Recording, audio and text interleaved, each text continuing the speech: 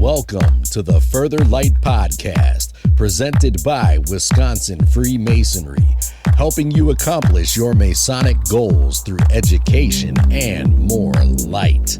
And now, I present to you Brother Napoleon Sneed Janczak.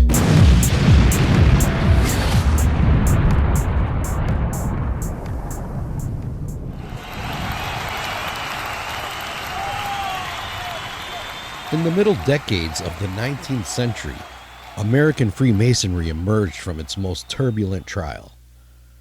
The anti-Masonic backlash that followed the disappearance of William Morgan in and around 1826, only to face an internal dilemma. This is Brother Napoleon Sneed Janczak, and today we're going to talk about the Baltimore Conventions of 1843 and 1847. We're going to break it down a little bit with uniformity, authority, and the American craft search for coherence. And before I get started, I would just like to say that the material presented here today is compiled from a variety of sources, both online, in print, and sources from the George Washington Memorial in D.C. and various other Grand Lodges throughout the United States. So how could a rapidly growing, geographically sprawling fraternity maintain recognizable common work and practice while preserving the sovereignty of its many Grand Lodges? Two meetings now remembered as the Baltimore Conventions, one in May 1843 and a follow-up in September of 1847. They were most notably the craft's more ambitious attempts to answer that question.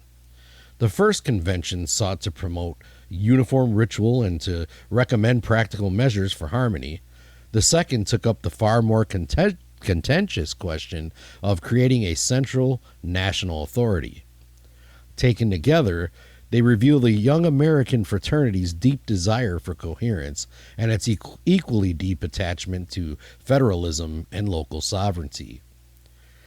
Today, our podcast traces the origins, proceedings, debates, and legacies of both conventions.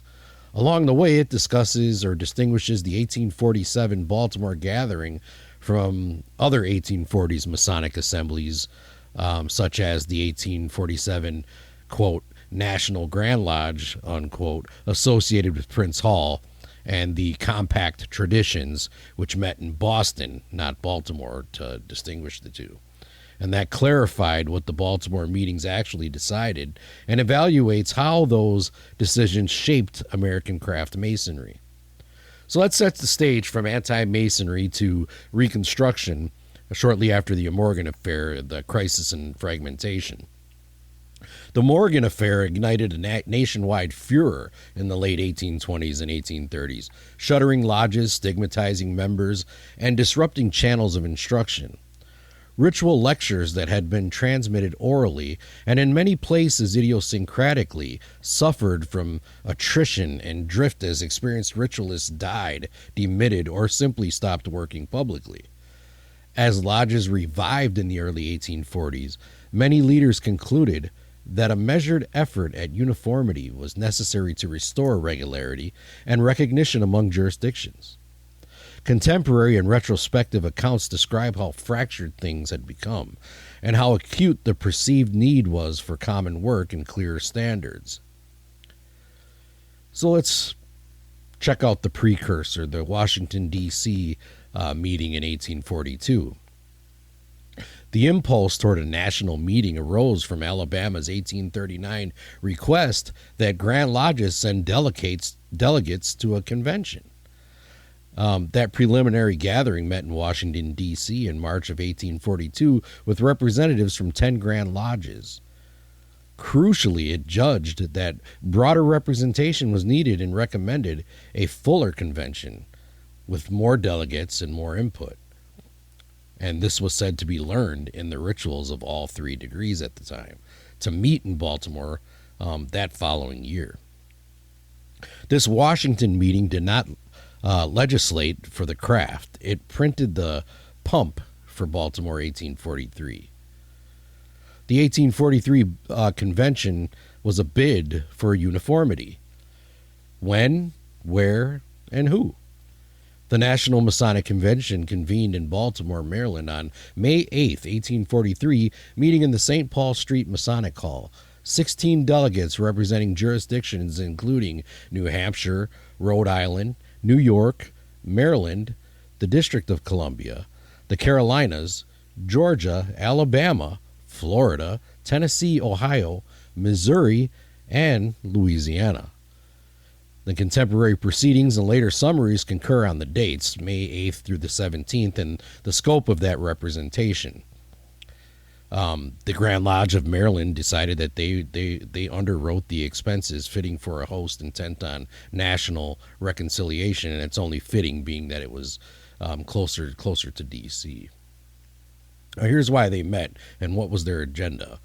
The convention framed two overreaching objectives. One, to promote a uniform mode of Masonic work in the symbolic craft degrees, and two, to recommend such measures as would advance the general interests and harmony of the craft. In practical terms, that meant examining ritual differences, standardizing lectures and floor work where possible, and issuing a digest of principles and usages that jurisdictions could voluntarily adopt. The pursuit of uniform work, what later writers dubbed the Baltimore work, was the most visible aim. They had set up committees, credentials, and key personalities. A credentials committee helped organize the convention's business. Among the most influential figures was Charles Whitlock Moore of Massachusetts, an editor and ritualist who would become the pen behind the convention's printed monitorial results. Moore's name appears repeatedly in bibliographic records tied to the convention's outcomes, including the Masonic Trestle Board.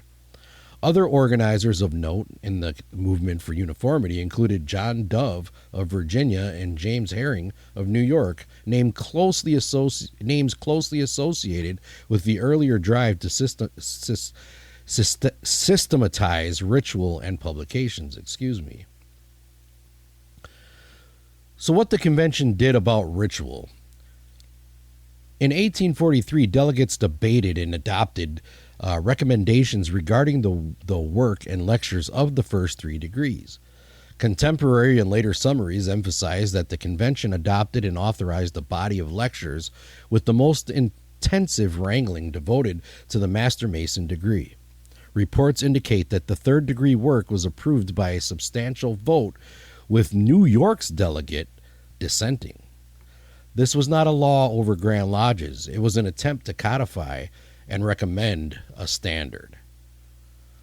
One of those standards was business only in the Master Mason degree, and one of the most cited practical recommendations obviously was just that, and which concerned, particularly lodge business. The convention judged that transacting lodge business on any degree other than the Master Mason degree was an impropriety. This recommendation, often summarized today as business in the third degree only, did not immediately become universal law, but it powerfully influenced practices across many jurisdictions for generations. And I would just pause here to say that Wisconsin, when they formed their Grand Lodge in 1843 as well, they've strictly followed the guidelines that came out of the Baltimore Convention and still do their work in the Master Mason degree. And then there was the Trestle Board, printing a national monitor, something that all the jurisdictions could use. The most tangible legacy of the 1843 convention was the preparation and publication of a monitor handbook adapted to the national system the convention recommended. Charles W. Moore edited and issued the new Masonic Trestle Board beginning in 1843, with multiple later printings and editions. Bibliographic notices, as said before, and reprints explicitly attribute the work to the order or recommendations of the Baltimore Convention. While not universally adopted, it provided a common reference that many lodges and lecturers used in the mid-19th century. How uniform did things actually become? Here, the historical verdict is mixed.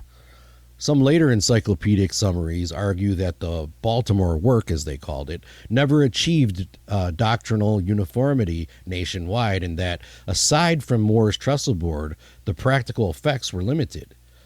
Others note that several jurisdictions did adopt the conclusions in whole or part, and that the convention left a lasting impression on American symbolism and monitorial language. What is uncontested is that Baltimore 1843 created a coherent template at the time and at the moment when the craft needed one.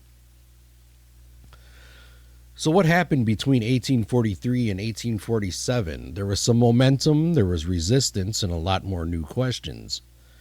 The years between the two Baltimore conventions saw these three developments: gradual uptake and local adaptation. Grand Lodges weighed the 1843 recommendations and implemented what fit their established practice. The American Crafts federal structure guaranteed variance, and this was a feature, not a bug, to many jurisdictions. Renewed talk of national coordination. Also, having seen the limits of purely monitorial measures, some leaders began asking whether a national triennial convention or even a general Grand Lodge might offer a continuing mechanism for uniformity and interjurisdictional harmony. And there were proposals for such a body that had circulated intermittently since the early Republic of the United States. And then they tried to implement this universal, these parallels in American Masonry. So in 1847, separate from any Baltimore meeting, a convention of Prince Hall Compact Grand Lodges met in Boston, leading to the formation of a national Grand Lodge under a national compact, a distinct lineage from mainstream Grand Lodges. It's essential not to conflate this Boston event with the Baltimore Convention of the same year. The 1847 convention, the National Grand Lodge or not. So who was the who and when and why? Another Baltimore meeting convened in September 23rd, 1847, specifically, and I quote, to consider the propriety of forming a general Grand Lodge, unquote. The roster of accredited delegations was smaller than in 1843, consisting of North Carolina, Florida, Georgia, Mississippi, Arkansas, Maryland, and the District of Columbia. They all sent representatives. William P. Mellon of Mississippi was chosen to preside. Joseph Robinson of Maryland served as secretary. The narrower attendance foreshadowed the limits of any national plan. So what was the proposal on the table? The idea of a general Grand Lodge for craft masonry was not new. American Royal Arch Masonry had long possessed a general grand chapter, but establishing a parallel body for the three symbolic degrees was far more controversial.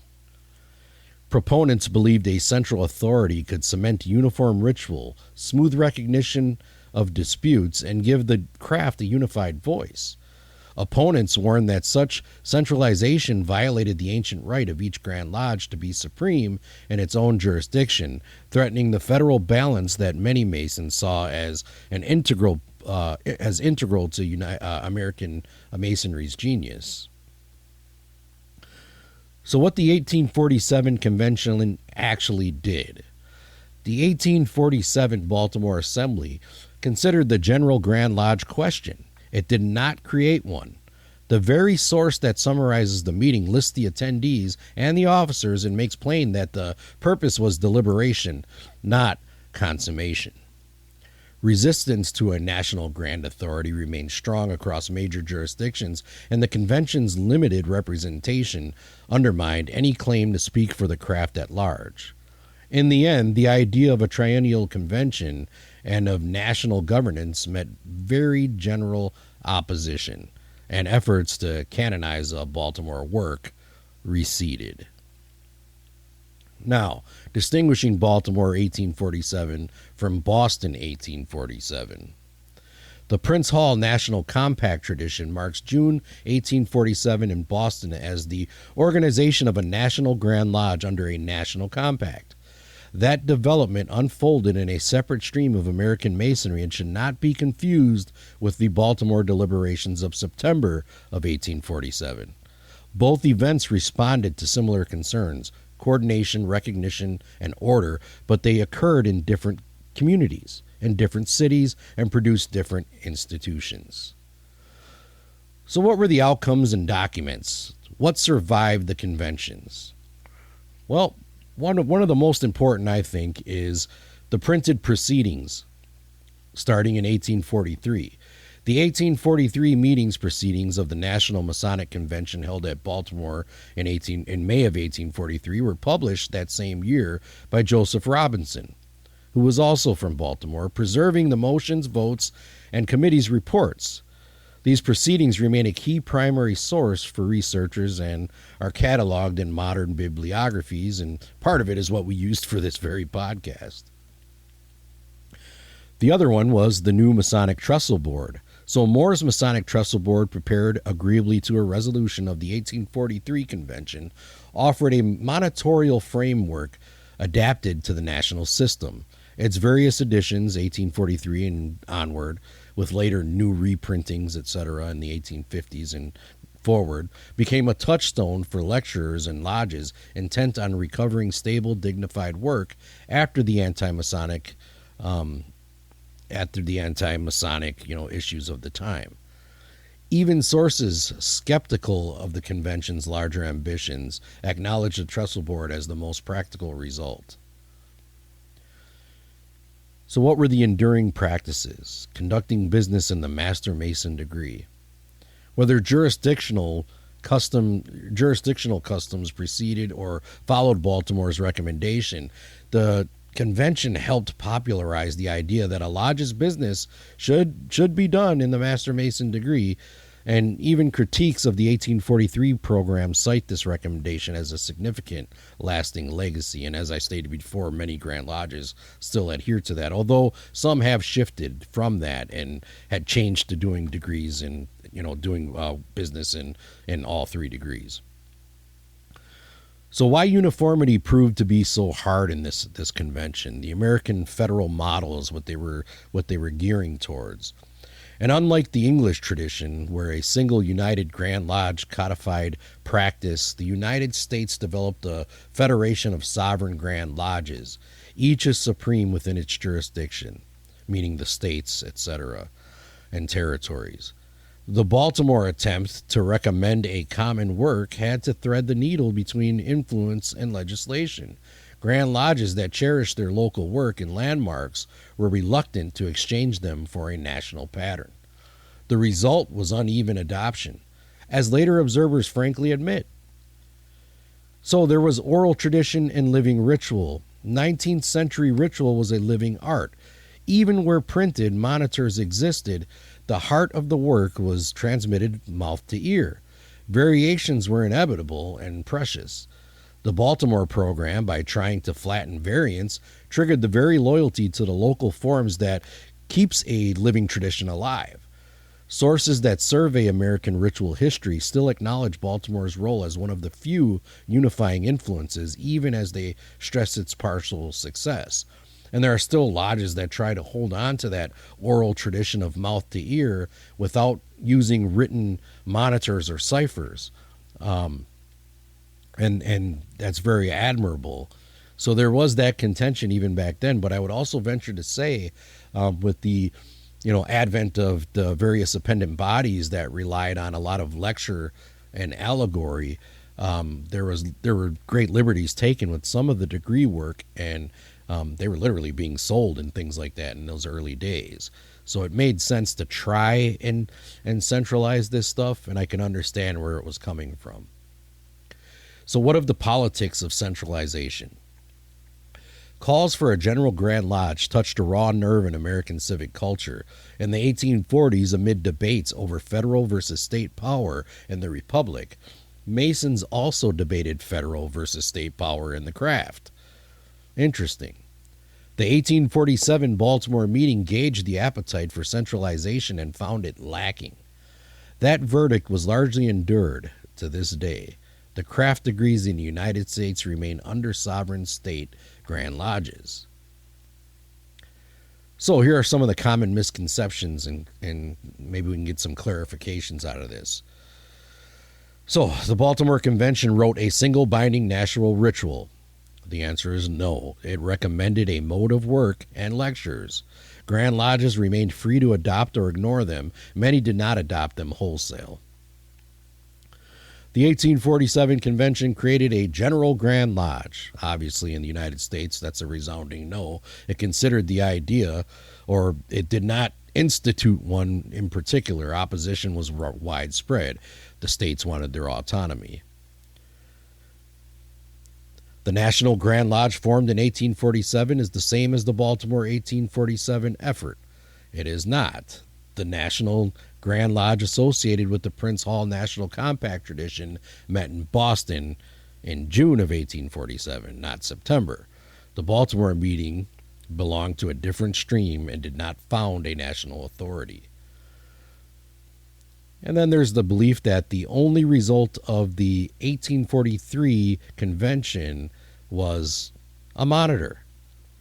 And that's too narrow. While some encyclopedic entries minimize broader impact, the 1843 meeting produced a shared template, encouraged the business in the third degree practice, and catalyzed decades of conversation about instruction, schools of ritual, and interjurisdictional harmony. Still, the trestle board was the most concrete output, not the monitor.